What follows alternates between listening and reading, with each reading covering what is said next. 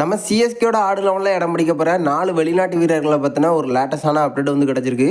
குறிப்பாக ஒரே ஒரு இடத்துக்கு ஒரு மிகப்பெரிய ஃபைட் வந்து நடக்க போகுது. அந்த ஒரு இடத்துல யாரெல்லாம் வந்து ஃபைட் பண்ண போகிறாங்க, இப்போதைக்கு சிஎஸ்கேயோட பிளேயிங் லெவலில் எந்தெந்த வெளிநாட்டு வீரர்களை வந்து எதிர்பார்க்கலாம், இதை பற்றின ஒரு ஃபுல் டீட்டெயிலை பற்றியும் நம்ம சிஎஸ்கேவின் நம்பிக்கை நட்சத்திரமான டெவால் பிரவிஸ் உள்பட 3 முக்கியமான வீரர்கள் இப்போ ஐபிஎல் மேட்சஸை பாதி வந்து மிஸ் பண்ண போகிறாங்க அப்படின்னு ஒரு லேட்டஸ்டான அப்டேட் வந்து கிடச்சிருக்கு.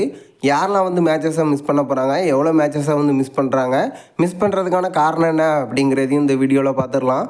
அதுக்கு முன்னாடி சேனலுக்கு புதுசாக இருந்தீங்கன்னா சப்ஸ்கிரைப் பண்ணிக்காங்க. இந்த வீடியோக்கு ஒரு லைக் கொடுக்கலன்னா லைக்கை கொடுத்துருங்க. ஃபஸ்ட்டு நம்ம சிஎஸ்கே வீரர்கள் யாரெல்லாம் மேட்சஸை வந்து மிஸ் பண்ண போகிறாங்க அப்படிங்கிறத பார்த்துடலாம். நம்ம டெவால் பிரவிஸு, ஜாக் போல்ஸு, அது மட்டும் இல்லாமல் பார்த்தீங்கன்னா ஹென்ரி அப்படின்னு இந்த 3 பேருமே இப்போ வந்து ஐபிஎல் மேட்சஸை கொஞ்சம் வந்து மிஸ் பண்ண போகிறாங்க. எவ்வளோ மேட்சஸ் அப்படின்னு கேட்டிங்கன்னா 5 முதல் 6 மேட்சஸை வந்து மிஸ் பண்ண போகிறாங்க. இதுக்கான காரணம் என்ன அப்படின்னு பார்த்தீங்கன்னா, ஐபிஎல்லை ஒட்டி இப்போ ஒரு மிகப்பெரிய டோர்னாமெண்ட் வந்து நடக்க போகுது.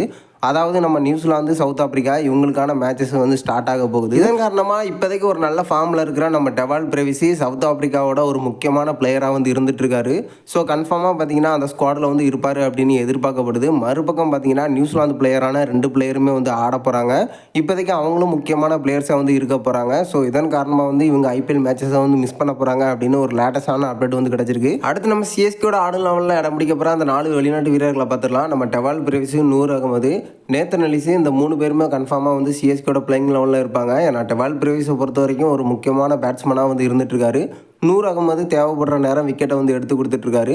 இப்போதைக்கு டெத் ஓவரில் பவுலிங் பண்ணுறதுக்கு நம்ம பதிரனா இல்லை. பதிரனாவோட மாற்றா நம்ம நேத்தன் எலிஸ் வந்து இருக்க போகிறாரு. கன்ஃபார்மாக பார்த்தீங்கன்னா சிஎஸ்கே வீரரை தான் வந்து யூஸ் பண்ணுவாங்க. இப்போதைக்கு இந்த 3 பேருமே கன்ஃபார்மாக வந்து இடம் பிடிச்சிருவாங்க. அந்த ஒரு இடத்துக்கு தான் ஒரு மிகப்பெரிய ஃபைட் வந்து நடக்க போகுது. அந்த ஒரு இடத்துல நம்ம சிஎஸ்கே 4 வீரர்களையும் வந்து யூஸ் பண்ண போகிறாங்க. அகில், அது மட்டும் இல்லாமல் ஜாக்கு, அது மட்டும் இல்லாமல் ஹென்ரி, நம்ம ஜெமி வார்டன் அப்படின்னு இவங்களை எல்லாரையுமே நம்ம சிஎஸ்கே வந்து யூஸ் பண்ண போகிறாங்களாம். இதுக்கான காரணம் ஸ்பின் பிச்சாக இருந்தால் அந்த இடத்துல நம்ம அகிலையும், இப்போதைக்கு ஒரு ஆல்ரவுண்டர் லிஸ்ட்டில் யாராவது தேவைப்பட்டாங்க அப்படின்னா ஜெமி வார்டன், ஹென்ரி, அது மட்டும் இல்லாமல் நம்ம ஜாக் அப்படின்னு இவங்களை வந்து யூஸ் பண்ணுறதா சில அப்டேட் வந்து போயிட்டுருக்கு. ஸோ இப்போதைக்கு நம்ம சிஎஸ்கே எடுத்துகிட்டு வந்திருக்கிற எல்லா வெளிநாட்டு வீரர்களுக்கும் வந்து வாய்ப்பு கொடுக்க போகிறாங்க. ஸோ எனக்கு தெரிஞ்சு பிளேயிங் லெவலில் ஒரு தரமான சம்பவத்தை நம்ம சிஎஸ்கே வந்து பண்ண போகிறாங்க அப்படிங்கிறதுல எந்த ஒரு மாற்றமும் இல்லை. நீங்கள் என்ன நினைக்கிறீங்க? எந்தெந்த வெளிநாட்டு வீரர்களாக நம்ம சிஎஸ்கேயோட பிளேயிங் லெவலில் எதிர்பார்க்கலாம்?